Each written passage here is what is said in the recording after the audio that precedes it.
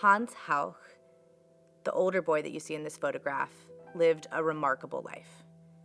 He was born in 1920 to a white German mother. His father was an Algerian soldier serving with French colonial troops occupying the Rhineland. He was one of hundreds of children born to these French colonial troops. This group of children was derogatorily referred to by the press and by the Nazis as the Rhineland bastards.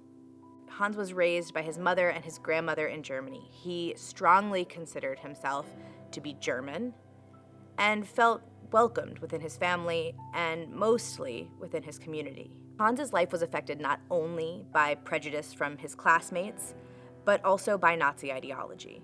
When the Nazis came to power in Germany, they implemented a racist and anti-Semitic ideology. They considered Black people to be racially inferior, and they condemned what they saw as interracial marriages and relationships as miscegenation or race mixing.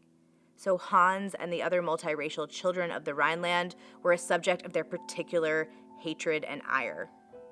The Nazis applied racial laws that were primarily intended to target Jews to Black people and Romani people as well. So for instance, the Nuremberg race laws also applied to Hans. Hans was not allowed to marry or to have sexual relationships with white German women. Hans was forbidden to have a job in the civil service. And any number of other Nazi regulations kept him from pursuing an education and a career. But Hans's case is complicated because Hans is a bit unstoppable. He wanted to be in the Hitler Youth, so he joined the Hitler Youth. In fact, the belt that he's wearing in this photograph is likely his Hitler Youth belt. He was allowed to join.